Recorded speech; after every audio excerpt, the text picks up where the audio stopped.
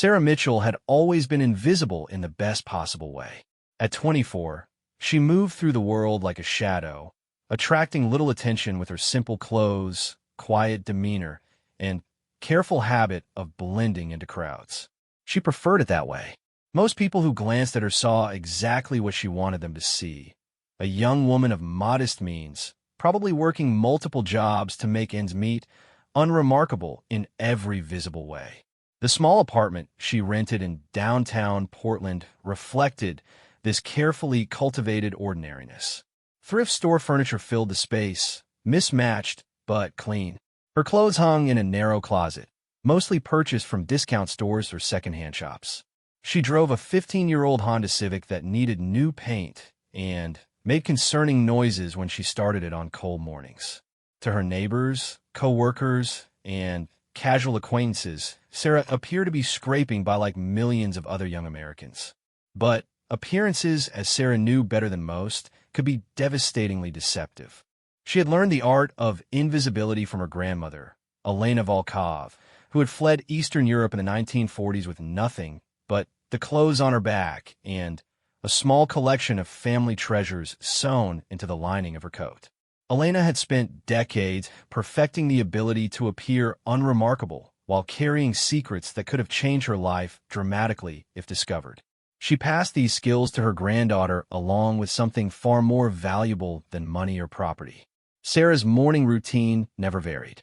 She woke at 6, made coffee in her dented aluminum pot, and prepared for another day at her job as a filing clerk at Morrison Insurance Agency. The work was mind-numbing, exactly as she intended. She processed claims, organized documents, and answered phones with the mechanical efficiency of someone who had never harbored larger ambitions. Her supervisor, Mrs. Henderson, treated her with the polite indifference reserved for reliable but unremarkable employees.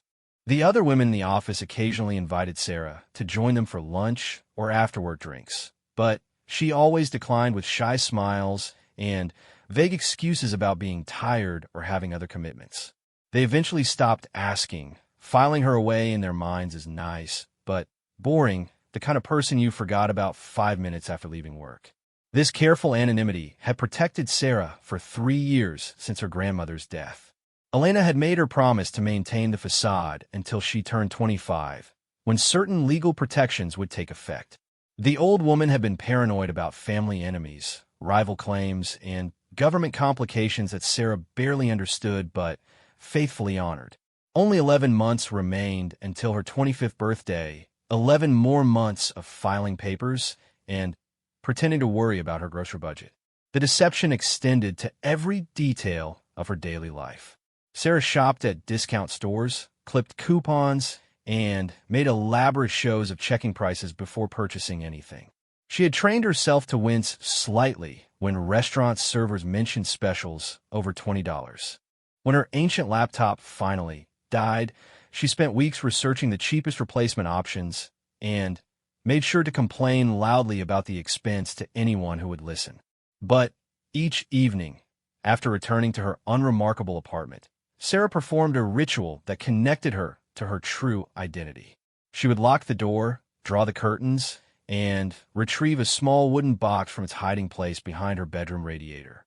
Inside, wrapped in faded silk that had once belonged to European royalty, lay the reason for all her careful pretending. The jewelry had been in her family for over 2 centuries, passed down through generations of women who had learned to hide their wealth when necessary. Elena had told Sarah stories about ancestors who had sewn diamonds into their children's clothes during times of revolution, who had buried golden gardens before fleeing approaching armies, who had traded priceless heirlooms for safe passage across hostile borders.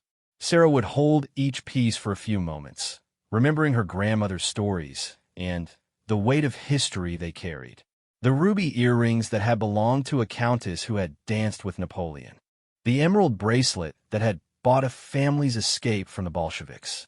The diamond brooch that had been a wedding gift from a duke whose name was recorded in history books Sarah had read in college. Then, she would carefully wrap each piece and return them to their hiding place, resuming her role as Sarah Mitchell, struggling file clerk who bought generic cereal and wore the same 3 sweaters in rotation. The masquerade had become so complete that sometimes Sarah almost forgot herself. She had developed genuine friendships with her neighbors, Mrs. Chun and her teenage daughter Amy, who sometimes brought her homemade soup when they noticed her working late. She felt authentic affection from Mr. Rodriguez, the elderly man who struggled with his groceries and always accepted her offers to help carry them upstairs. These relationships grounded her in ways she hadn't expected. When she first moved to Portland, Sarah had planned to maintain complete isolation until her 25th birthday. But the kindness of ordinary people had gradually worn down her defenses, creating connections that felt real despite being built on fundamental deceptions about who she was. The approaching end of her self-imposed exile both thrilled and terrified her. Soon she would be able to reclaim her inheritance openly, to stop pretending that $20 for lunch was a significant expense, to pursue the graduate education she had postponed. But she would also have to leave behind the simple life she had created, the friendships built on lies, and the strange comfort she had found in anonymity.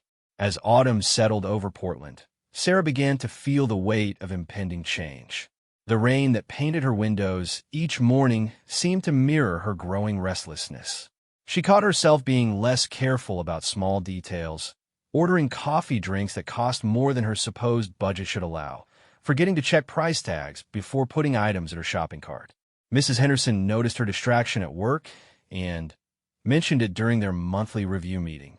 Sarah apologized and promised to refocus, but privately she wondered how much longer she could maintain the performance that had protected her for so long.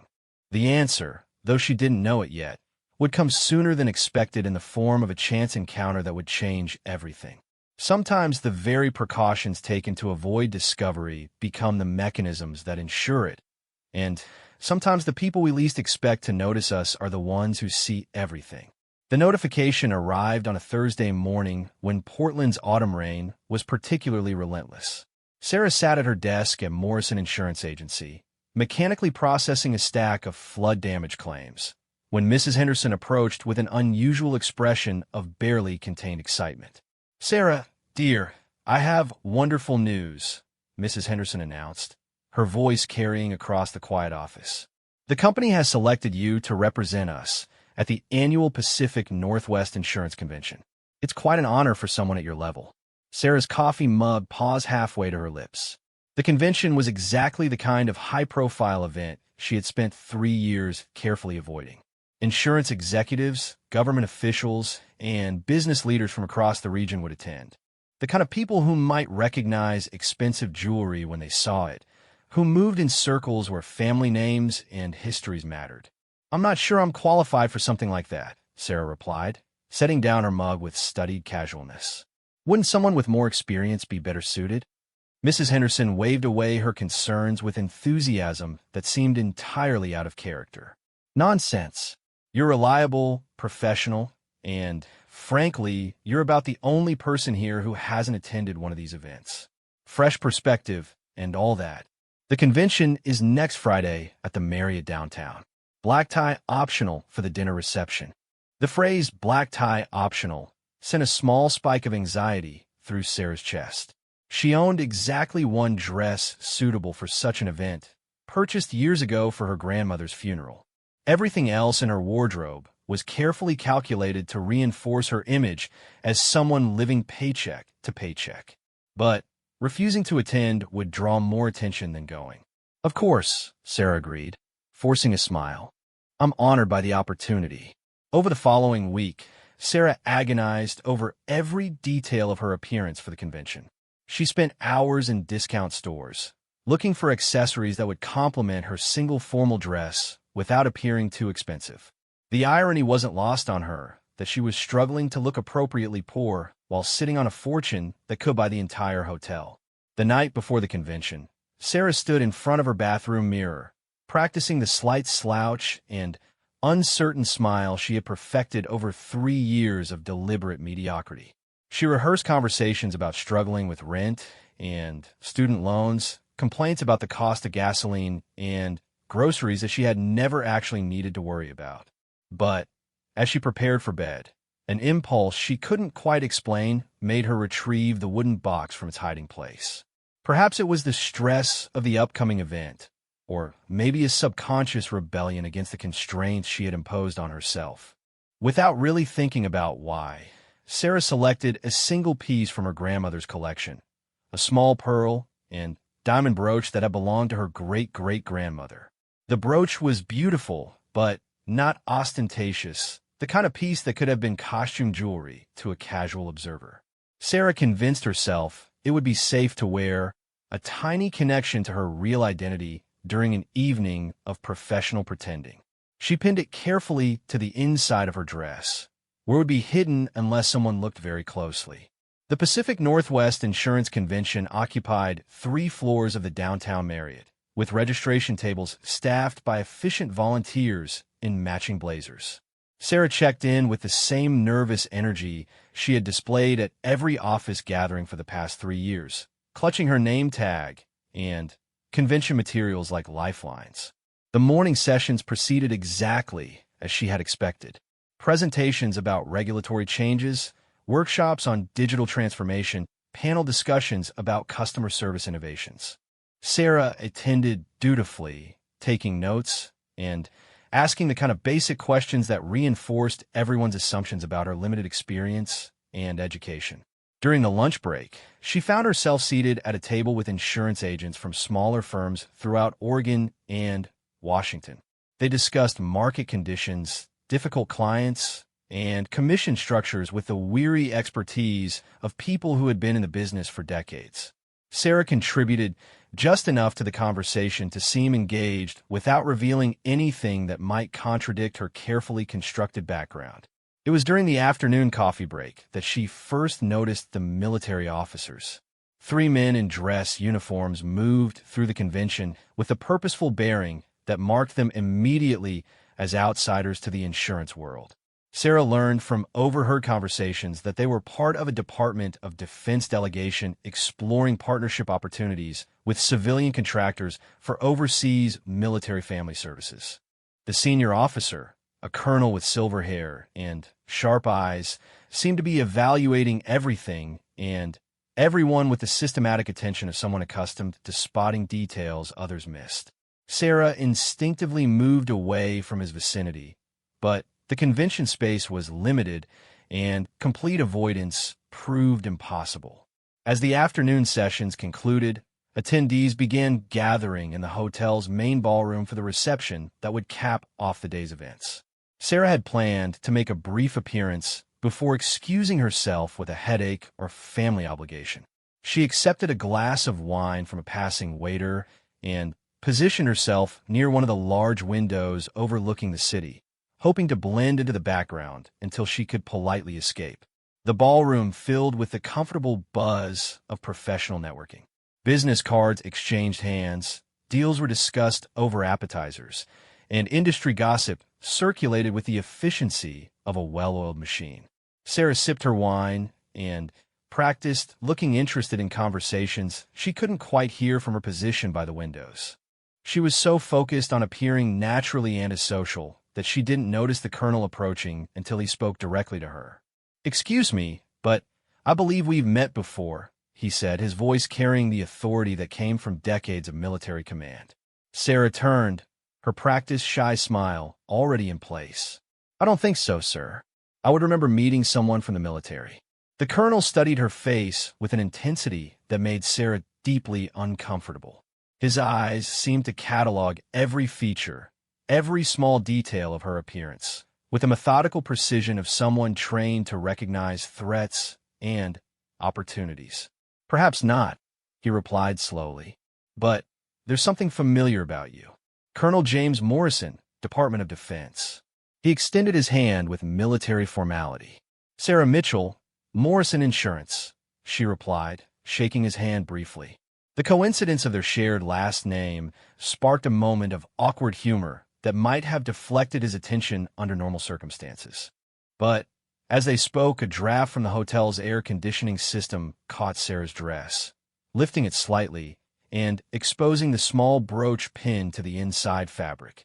The movement was brief, lasting only a few seconds, but Colonel Morrison's trained eyes caught the flash of diamonds and pearls with the reflexive awareness of someone who had spent his career noticing things others missed. His expression didn't change, but Sarah saw something shift behind his eyes, a new quality of attention that made her mouth go dry with sudden panic. "That's an interesting piece of jewelry," he said quietly, his tone carefully neutral. "Family heirloom?" Sarah's hand moved instinctively to cover the brooch, but the damage was done. "Just something I inherited from my grandmother. Probably not worth very much." Colonel Morrison nodded politely, but his eyes held a sharpness that suggested he had seen enough expensive jewelry in his career to recognize the real thing when it appeared in unexpected places. "Of course. Well, it was nice meeting you, Miss Mitchell. Enjoy the rest of the reception." As he walked away, Sarah felt the careful world she had constructed over 3 years beginning to crack around the edges. She had made her first real mistake, and she couldn't shake the feeling that Colonel Morrison was exactly the wrong person to have made it with. Sarah barely slept that Friday night. Every time she closed her eyes, she saw Colonel Morrison's sharp gaze fixing on the brooch, the subtle change in his expression that suggested recognition of something significant. By Saturday morning, she had convinced herself that she was overreacting. Military officers probably encountered expensive jewelry regularly through diplomatic functions and social events. One small brooch glimpsed for a few seconds couldn't possibly have revealed anything meaningful about her true identity. But her attempts at rationalization crumbled when she arrived at work Monday morning to find Mrs. Henderson waiting by her desk with an expression of barely contained curiosity. "Sarah, dear, you've had a phone call already this morning," Mrs. Henderson announced, holding out a pink message slip. "A Colonel Morrison from the Department of Defense. He said it was regarding follow-up questions about insurance services for military families overseas." Quite prestigious, really. Sarah's hand trembled slightly as she accepted the message slip. The phone number was local, suggesting Colonel Morrison was still in Portland rather than having returned to whatever base he was stationed at. She forced her voice to remain steady as she thanked Mrs. Henderson and settled at her desk. For the next 2 hours, Sarah stared at the pink slip of paper while mechanically processing insurance forms. Every possible reason for the colonel's call raced through her mind, most of them terrifying. Perhaps he had recognized the brooch as belonging to a specific collection. Maybe he had connections in the art world or among European nobility that had allowed him to identify its origins. Or worse, perhaps there were outstanding legal issues related to her family's possessions that she knew nothing about. By 10:30, the suspense had become unbearable.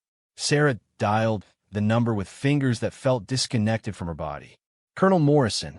His voice carried the same crisp authority she remembered from the reception. "This is Sarah Mitchell from Morrison Insurance. You left a message about military family services." "Miss Mitchell, thank you for calling back so promptly. I was wondering if we might meet for coffee this afternoon to discuss some details about international coverage options. Say 2 o'clock at the Stumptown Coffee on 3rd Street. The request seemed innocent enough, but something in his tone suggested this meeting would cover more than insurance policies. "Of course, Colonel. I'll see you at 2. Sarah spent her lunch hour walking aimlessly through downtown Portland, trying to prepare for a conversation she couldn't predict. She considered calling in sick for the afternoon and simply disappearing, but running would only confirm whatever suspicions Colonel Morrison might have developed. Stumptown Coffee occupied the ground floor of a converted warehouse, its industrial aesthetic softened by warm lighting and the comfortable buzz of afternoon caffeine seekers. Sarah arrived 15 minutes early, partly from nervousness and partly from a strategic desire to choose her own seat. She selected a table near the back corner, where she could observe the entire room while keeping her back to the wall. Colonel Morrison appeared precisely at 2 o'clock, scanning the room with the systematic attention she remembered from the reception. He wore civilian clothes, khakis, and a navy blazer, but his posture and bearing marked him unmistakably as military. Sarah raised her hand in a small wave, and he approached with a slight smile that didn't quite reach his eyes.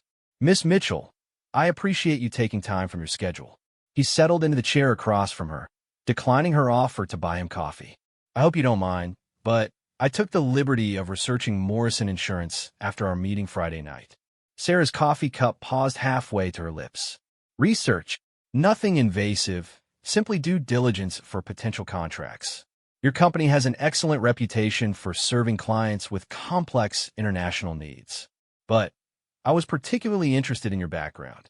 The careful neutrality in his voice sent warning signals through Sarah's nervous system. My background. Colonel Morrison opened a leather portfolio and extracted several sheets of paper. According to your employment records, you've worked at Morrison Insurance for 3 years. Before that, you attended Portland Community College for 2 years, but didn't complete a degree. Before that, your record becomes somewhat unclear. Sarah forced herself to maintain eye contact while her mind raced through the carefully constructed history she had established when moving to Portland. I moved around quite a bit in my early 20s. Different jobs, different cities. Nothing very interesting.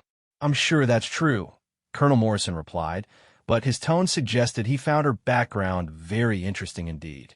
What I found curious was the contrast between your apparent financial circumstances and certain details that don't quite align.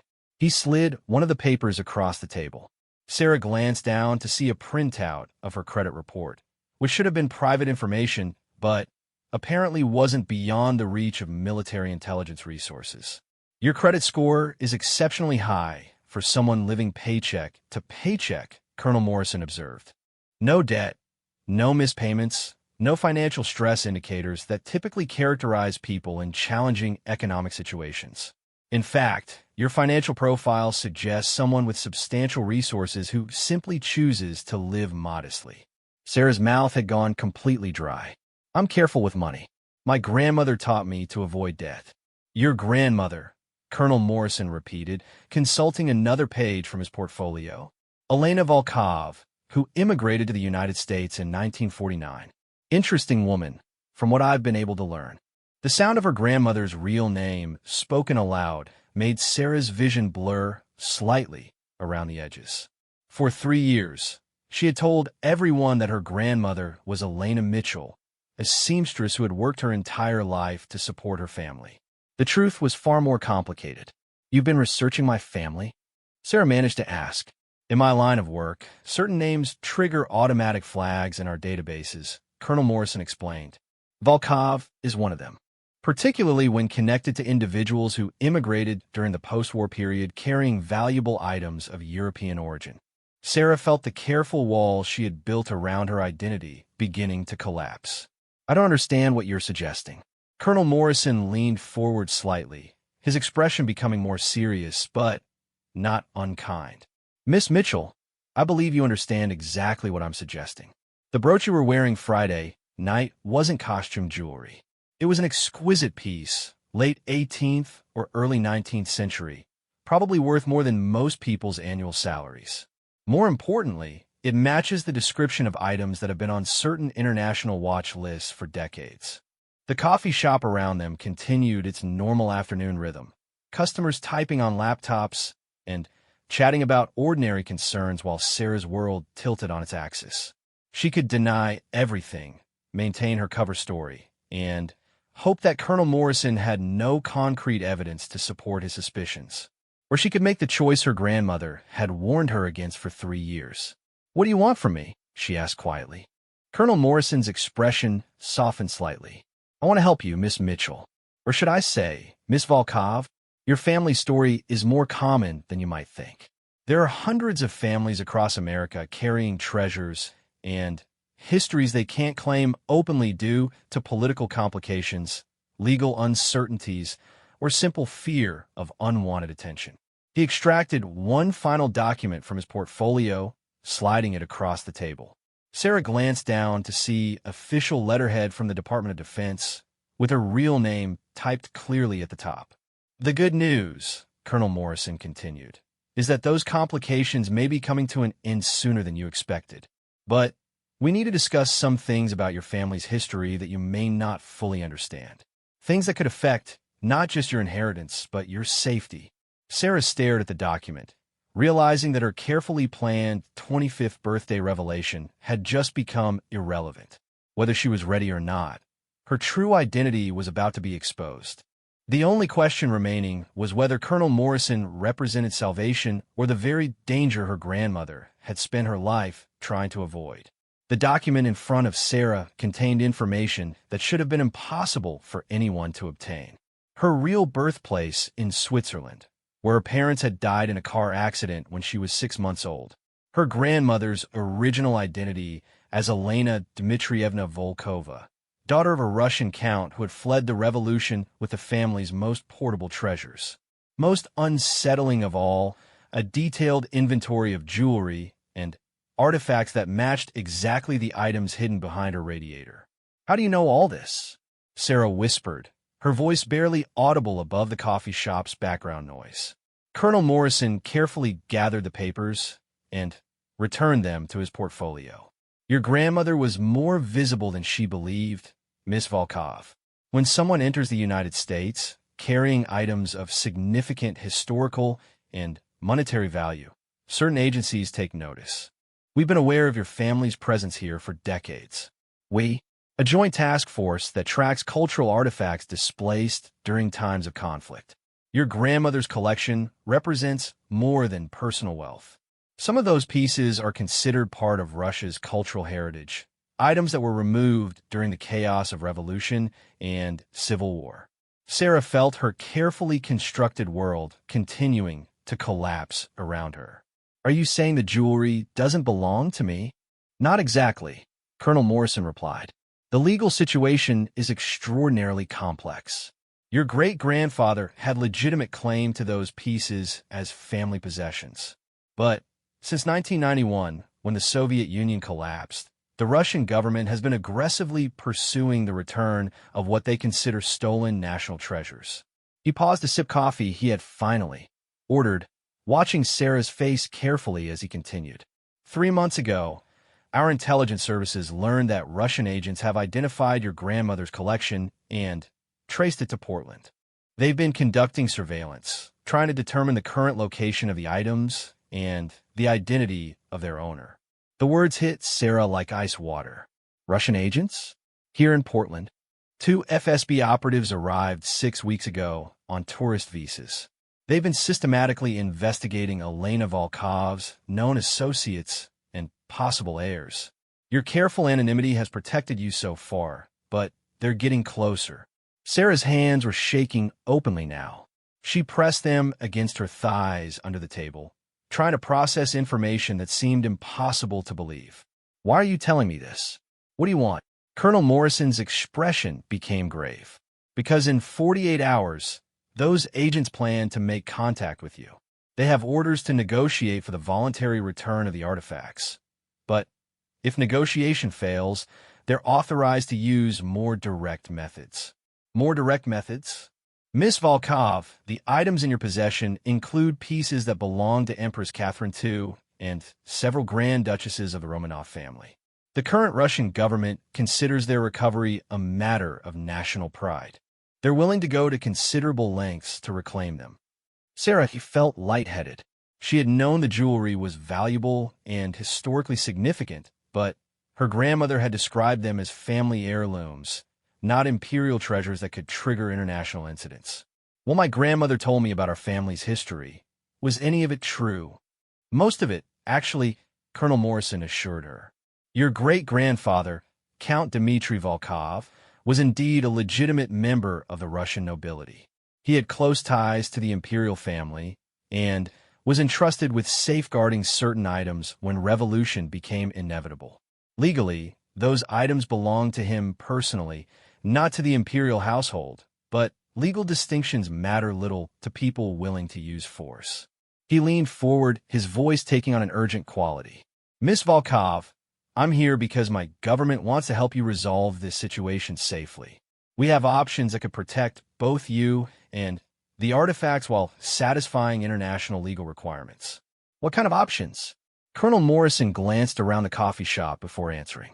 "We could arrange for the collection to be donated to a major American museum with conditions that preserve your family's story and provide you with significant compensation. Alternatively, we could facilitate a private sale to collectors who specialize in preserving such items while keeping their location confidential. Sarah's mind reeled with the implications. After 3 years of hiding, of pretending to struggle financially, she was being offered solutions that could make her wealthy beyond imagination while protecting her from foreign agents who wanted to take everything her grandmother had preserved. There's something else, Colonel Morrison continued. Your grandmother left more than jewelry behind. Before her death, she deposited documents with our embassy in Switzerland that detail the complete history of your family's possessions. Those documents establish legal ownership and include testimonies from surviving witnesses to the transfer of items from the imperial family to your great-grandfather. Why didn't she tell me about any of this? Because she was terrified, Colonel Morrison replied simply. Elena Volkova lived through revolution, war, and decades of Cold War tension. She saw what happened to other Russian émigré families who became too visible or made claims to valuable possessions. Her paranoia kept you safe, but it also left you unprepared for the moment when hiding would no longer be possible. Sarah sat in silence for several minutes, watching Portland's afternoon rain streak the coffee shop windows. Everything she had believed about her situation, her timeline, her carefully planned future, had just been swept away by forces she barely understood. What happens if I refuse your help? She asked finally. Colonel Morrison's expression darkened. The FSB agents will approach you within the next 2 days, probably at your apartment when you're alone. They'll be polite initially, offering to purchase the items at what they claim is fair market value. When you refuse, as they expect you will, they'll explain the legal problems you could face for possessing stolen Russian cultural property. And if I still refuse, then they'll take them anyway, Colonel Morrison said bluntly. And you'll either disappear permanently or be found dead in what appears to be a burglary gone wrong. Miss Volkov, these people are not bound by American legal protections. They answer to Moscow, and their orders are clear. Sarah felt the walls of the coffee shop closing in around her. 3 years of careful planning, of counting down days until her 25th birthday, when she could safely reclaim her inheritance, had become irrelevant overnight. The game had changed completely, and she was no longer controlling the rules. How long do I have to decide? She asked. 12 hours, Colonel Morrison replied. Tomorrow morning, I need your answer. After that, events will move too quickly for us to guarantee your protection. As he stood to leave, Colonel Morrison placed a business card on the table. Miss Volkov, your grandmother sacrificed everything to preserve your family's legacy. Don't let her sacrifice be meaningless. Call me before 8 o'clock tomorrow morning with your decision. Sarah watched him walk away, leaving her alone with information that changed everything. In less than 24 hours, she would have to choose between the quiet life she had built and the dangerous heritage she had inherited. Either way, Sarah Mitchell was about to disappear forever. Sarah spent that night destroying 3 years of carefully constructed identity. She shredded documents, deleted files, and packed her few genuine possessions into 2 small suitcases. The wooden box containing her grandmother's jewelry sat on her kitchen table like an accusation, its contents now transformed from family treasures into dangerous artifacts that had marked her for surveillance and, worse.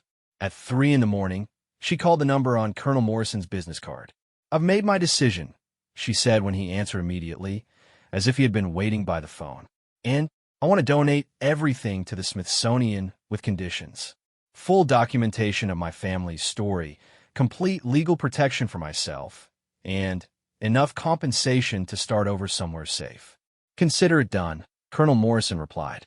But first, we need to get you and the collection out of Portland immediately. Pack only essentials. A car will pick you up in 2 hours.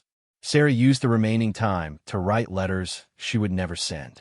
To Mrs. Chun, explaining why she wouldn't be available to help with groceries anymore. To Mr. Rodriguez, thanking him for his kindness to a neighbor who had never been who she claimed to be. To Mrs. Henderson, apologizing for the abrupt resignation that would appear on her desk Tuesday morning. At exactly 5 o'clock, a black sedan pulled up outside her building. Sarah carried her suitcases and the wooden box downed 3 flights of stairs, feeling like she was walking away from the only real life she had ever known. The driver, a young woman in military uniform, smiled reassuringly, but didn't speak during the drive to Portland International Airport. Colonel Morrison waited in a private departure lounge, accompanied by 2 other officials Sarah didn't recognize. "Miss Volkov," he said, standing as she approached. "These are Agent Chun from the FBI's Art Crime Team and Dr. Williams from the Smithsonian. They'll be handling the legal and curatorial aspects of the transfer." Dr. Williams, a woman in her 60s with kind eyes and graying hair, stepped forward with obvious excitement. "Miss Volkov, your grandmother's collection represents one of the most significant discoveries of displaced Imperial Russian artifacts in decades. The historical value alone is immeasurable." Sarah placed the wooden box on the conference table, her hands trembling slightly as she opened it for the final time.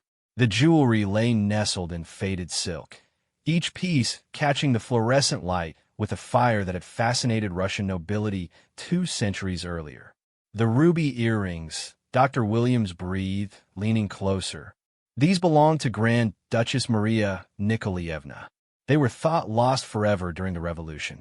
Agent Shin photographed each piece methodically while Dr. Williams provided historical context that Sarah had never heard.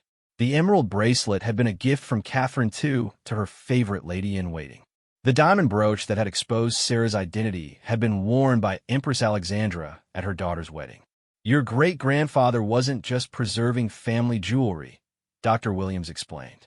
"He was saving pieces of Russian history that would have been destroyed or lost forever." The Bolsheviks melted down thousands of similar artifacts for their gold content. Colonel Morrison handed Sarah a thick folder of documents. "Legal ownership transfer, citizenship status confirmation under your real name, and the financial arrangements we discussed. You'll have access to funds immediately and complete protection under a new identity if you choose."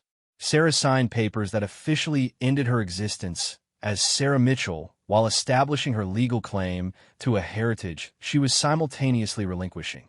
The irony wasn't lost on her that after 3 years of hiding her wealth, she was now being compensated handsomely for giving it away. "What about the Russian agents?" she asked as they finalized the arrangements.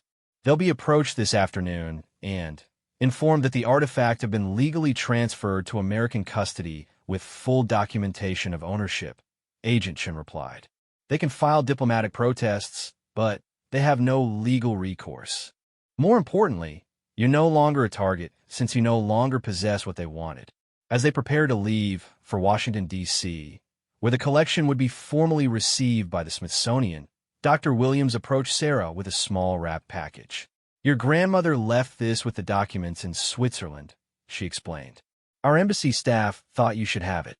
Sarah unwrapped the package to find a letter in her grandmother's handwriting, along with a small gold locket she had never seen before. "My dearest Katerina," the letter began, using the Russian name Sarah had never heard applied to herself. "If you are reading this, then the time for hiding is over. The jewelry was never the real treasure. The real treasure was keeping you safe long enough to choose your own path. You are free now to be whoever you want to be, with or without the legacy I preserve for you." The locket contains a photograph of your great-great-grandmother, Countess Volkova, taken at the Imperial Court in 1878. She was about your age then, and she faced changes to her world that were just as dramatic as those you face now. Remember that survival is not just about preserving the past, but about having the courage to build a future. I love you always, Babushka. Inside the locket was a tiny photograph of a young woman who looked remarkably like Sarah, dressed in court finery and standing beside an ornate throne. The resemblance was so striking that Dr. Williams gasped when she saw it. 6 months later, Sarah stood in the Smithsonian's Hall of Russian Cultural Heritage, reading the placard that told the story of the Volkov collection. Visitors moved past the display cases containing her grandmother's treasures, learning about Imperial Russia and the families who had preserved its artifacts through revolution and war. The placard mentioned the anonymous donor who had made the exhibition possible, describing the family's century-long effort to preserve Russian cultural heritage in America. Sarah smiled, knowing that Elena Volkova would have appreciated the final irony. Her granddaughter had achieved perfect invisibility by making their family story completely public. Sarah now lived in Seattle under her real name, working as a graduate student in art history and using her compensation from the Smithsonian to fund research into displaced cultural artifacts. She had kept one item from her grandmother's collection, something Dr. Williams had insisted wasn't historically significant enough to require museum display. Elena's simple gold wedding band, which now hung on a chain around Sarah's neck. Sometimes she wondered about the life she had left behind in Portland, about Mrs. Chun and Mr. Rodriguez, and whether they ever wondered what had happened to their quiet neighbor. But mostly she looked forward, embracing the identity she had spent 3 years hiding and discovering that being herself was far more interesting than any role she had played. The girl who had learned to disappear had finally learned how to be seen, and the difference had made all the difference in the world. On the anniversary of her grandmother's death, Sarah returned to the Smithsonian display and placed a single white rose beside the placard describing the Volkov collection. A small tribute to a woman who had given up everything to preserve not just jewelry and artifacts, but the possibility that her granddaughter might someday choose her own destiny. As she walked away from the museum that day, Sarah touched the locket at her throat and smiled, knowing that some legacies were worth more than gold or diamonds. Some legacies were worth an entire lifetime of careful patience, waiting for the moment when hiding was no longer necessary and the real story could finally begin.